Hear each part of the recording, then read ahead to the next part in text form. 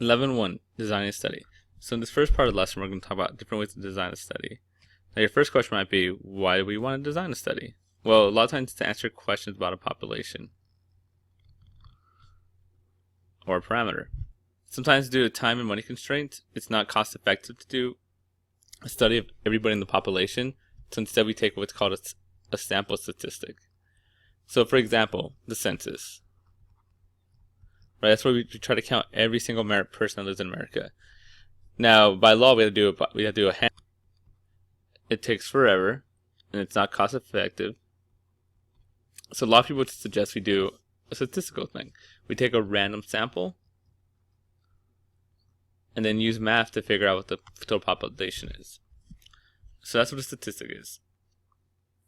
Now, a lot of times, we're going to talk about how to design a study. So what are the first steps to designing a study? Well, first, you want to talk about you want to identify what you want to study. So in this example I had here, it's number of people in America. Then choose a sample to collect data. But again, by law, we have to choose everybody, but as the general, choose a sample. Organize the data. Once you get your data, organize it, calculate statistics, and then make conclusions on it. That's how you design a study. Now, there's some issues sometimes. We'd like our stuff to be called unbiased. A biased sample is when there's error in there, when there might be so much representation. For example, let's say Almont got a free $1,000. Now let's say we try to figure out what to do with that money. And let's say we only pulled all the senior homerooms. They might be like, hey, let's spend that money on an awesome prom. That would be a biased sample. Why? Well, only seniors and juniors will go to prom. How about the freshmen and sophomores? They might want to spend money on something else. So to make it unbiased, we do what's called a random sample. Instead of just senior homerooms, we pick a random sample of all the homerooms. That way we have a good mix of seniors, freshmen, sophomores, and we could get a good idea of what everybody likes to spend the money on. So that's a random sample. Now let's talk about different ways you could do a study. There's 3 main ones. You could do a survey, which is just as it sounds. You give a little form, you fill out a survey, a little questionnaire. That's a survey. So for example, we're trying to figure out what's the best food to have in the cafeteria. The best way to do it is to just give a survey to the students. That's what it says here. The next way is an experiment. Now, an experiment is a little tricky.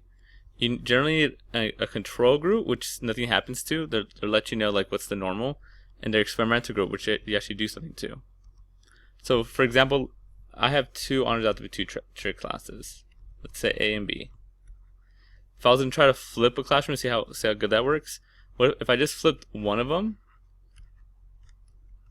and not the others, and I did the other one normal? This would be my control group. I didn't do anything. I just taught it normal, taught it in front of the class. My experimental group would be the flip class. And then I could see what the difference was. So that's an experiment. An observational study is this kind of like you see in TV shows and movies where there's like a plated glass, a one-way mirror, and then there's like people discussing like a product over here, like talking about it, and there's people on the other side. This is my amazing art, by the way. Talk on their way discussing what they see. That's an observational study. You give people something to work on, and you observe it from afar. The book example: researchers at an electronics company observe a group of teenagers using different laptops to know their reactions. So that's the kind of idea. So you do have a survey. We just give them a survey to fill out. The experiment, we have 2 groups. You kind of have the normal group, and you have the group where you actually do the stuff to. And then you have the observational study where you kind of step back and just like observe. So now that we know what type of groups are, let's classify some types of studies. So this first one. Scientists study the behavior of one group of dogs given a new heartworm treatment and another group of dogs given a false treatment. So notice how there's 2 groups. There's one that has the normal, they're given placebo, which means that it's like a sugar pill, there's nothing there. And another group is given the heartworm treatment. Hopefully my dog's in the heartworm treatment group. So this is called an experiment. This is identify the sample and suggest population from which they've been selected. So a sample would be a sample of dogs. Dogs with heartworm would be the sample, actually. If you have dogs without heartworm, what good is the experiment? So dogs with heartworm. The next one.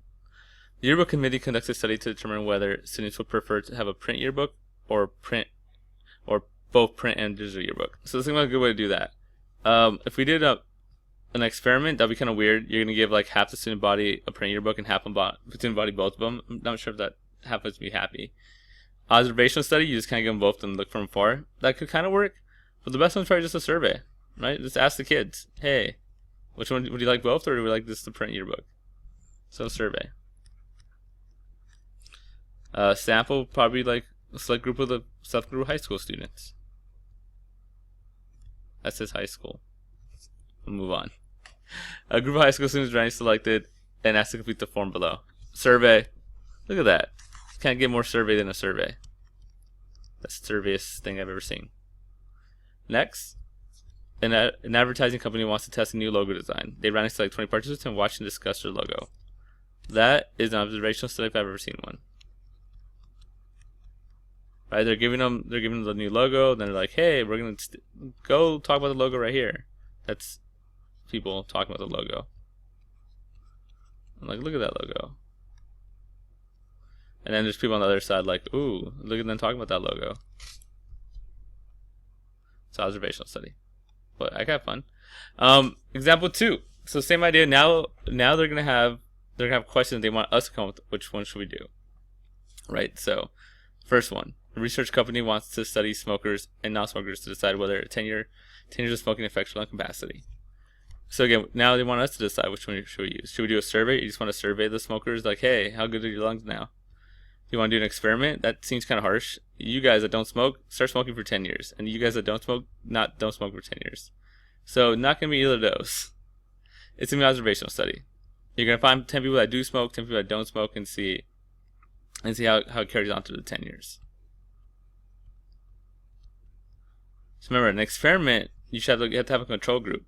You can have one here, but experiment's more like active, like you're gonna make another group do things. Next, a national pet chain wants to know whether a customer would pay a small annual fee to participate in a rewards program. They randomly select 200 customers and send them questionnaires. Well, if they're gonna do that, that's a survey. The realisticity group wants to determine whether high school students that participated in a recent national reading program had higher standardized test scores than high schools that did not participate. Some people might say survey here, like just question them, but I think you'd be afraid that they're not going to get the right answer. Experiment would be another, like, oh yeah, you're good at reading, I don't care, we're going to put you in this, you're bad at reading, we're going to put you in the reading program. Oh, you're good at reading, we're not going to put you in it. So that's not good. This is an observational study. So you're going to observe, in a distance, how do people do that don't take the reading program and that do take the reading program. Research department of a retail company plans to conduct a study to determine whether a dye used on a new t-shirt will begin fading after 50 washes. You know what this is? An experiment. You do 50 washes with the new dye, and you do 50 washes of a different shirt without the dye, and see how they go. Classic experiment. Let's talk a little bit more about the design study. So one thing we're going to focus on right now is watch out for biased questions. So how do you get biased questions? Well, they could be confusing or wordy, trying to mess you up. They can encourage a certain response. That's really the key. If they're trying to get you to respond a certain way, that's a biased question right there. So if it's trying to encourage a certain response, tries to cause a strong reaction, get you off your game, or addresses more than one issue. So we're trying to identify something's biased or not. So this first question: how many glasses of water do you drink a day? So first, get off your high horse. That's unbiased. They're just asking, hey, how much glass of water do you drink a day? Nothing wrong with that. Unbiased. Look at the next one. Do you prefer watching exciting action movies or boring documentaries? You see how they're trying to lead us to pick action movies, and by trying to shun away documentaries. I like documentaries. This is bias. They're trying to get you to lean to pick action movies, right? They're trying to encourage a certain response to picking action movies. So a couple more. Which student canceled candidate's platform do you support? Again, notice they're not trying to lead you a certain way. They're just asking a special question. That's unbiased.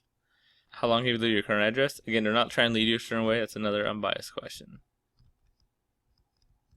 Stephen Colbert would have a classic example of a biased question. He would ask, George H.W. Bush, George W. Bush, great president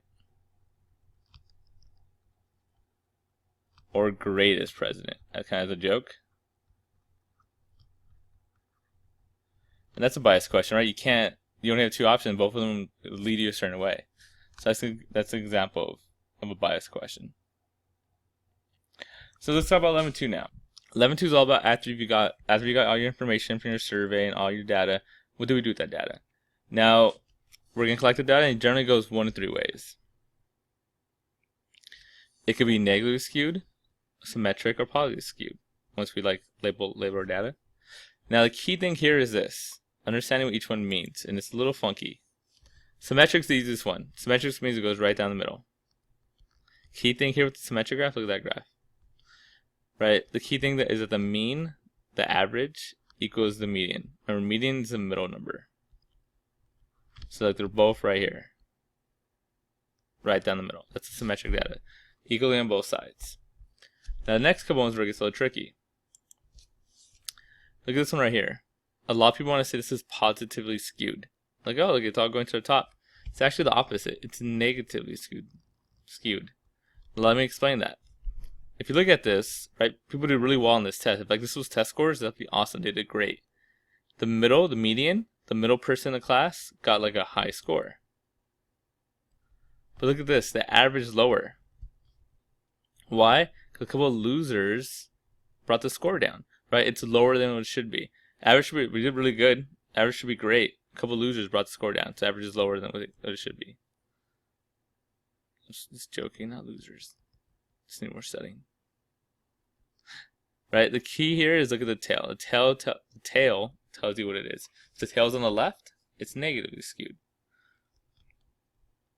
Also, if the mean is less than the median, right, that means the average is lower than it should be. They should be equal. That's what we want. We want the mean and median to match up. If the average is less than the median, that means that there's some couple people that lower the scores. So we call that negatively skewed. Shortcut, just look at the tail. Likewise, look at this one. Look, if that was a test score, you're like, ooh, everybody failed that test. What happened? Why is this called positively skewed? Well, a couple Fregoso wannabes aced the test and brought up the average, ruling the curve. So we call this positively skewed because it's more positive than it should be. This should be a bad test, but a couple people brought the score up, so it's higher than it should be. Again, notice the middle's right here. In this case, the mean is bigger than the median. I was thinking like a number line. Like here's the median right in the middle. If the mean's on this side, it's a bad number line. Here's a slightly better one. Here's the median right in the middle. If the mean's on this side, then it's positively skewed, right? The average is higher than it should be. If the mean's on this side, below the median, then it's negatively skewed. So that's the idea. The trick is, again, let's look for the tail. Tail tells you where the answer is. So positive or negative skewed.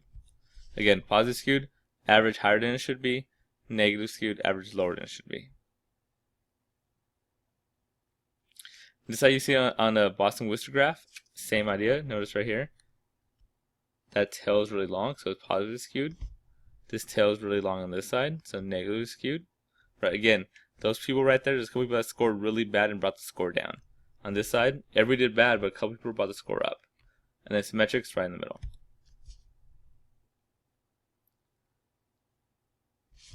Okay, so let's talk about how to draw a histogram on our calculator.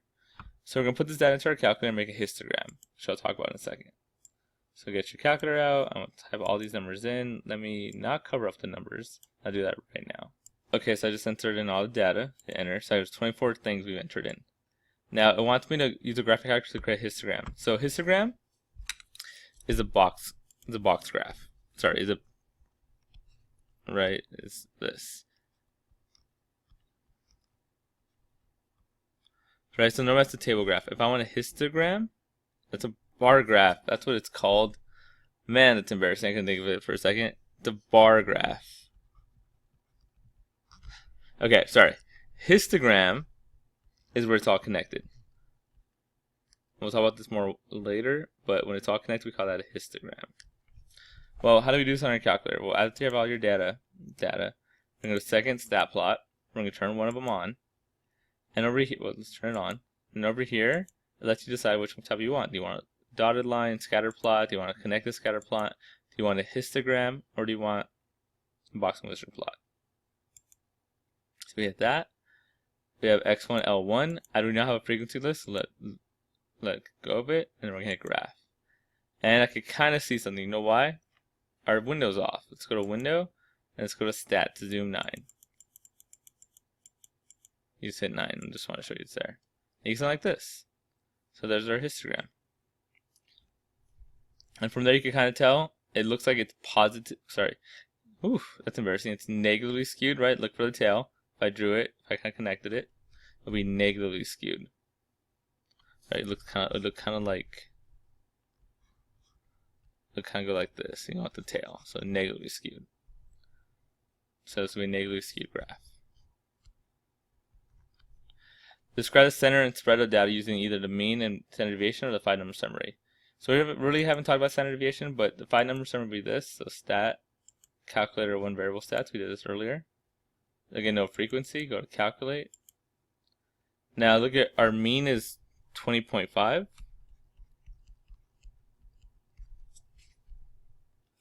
Let's go down to our median. There's a standard deviation, but we haven't really talked about this yet. Our mean is 22.5.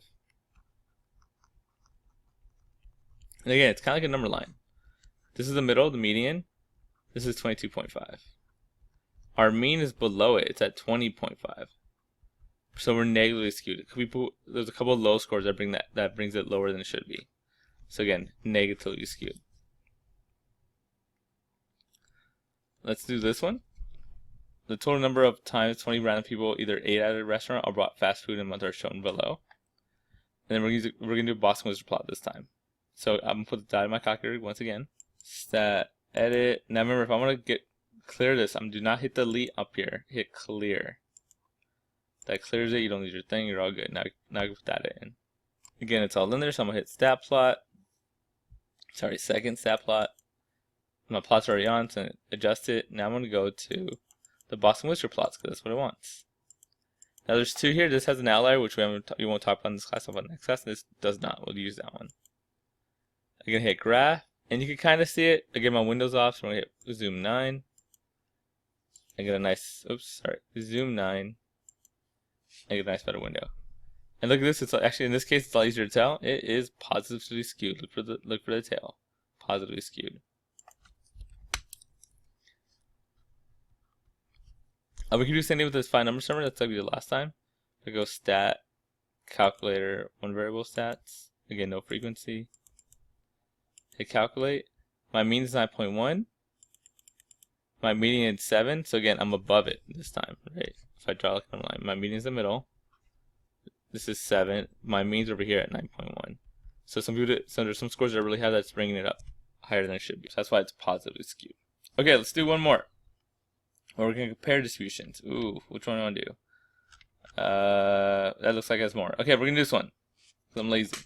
So, compare data using the boxing wizard plot. So they want us to compare these points scored per game by a professional football team in 2008 and 2009 are shown. So they want to compare these two.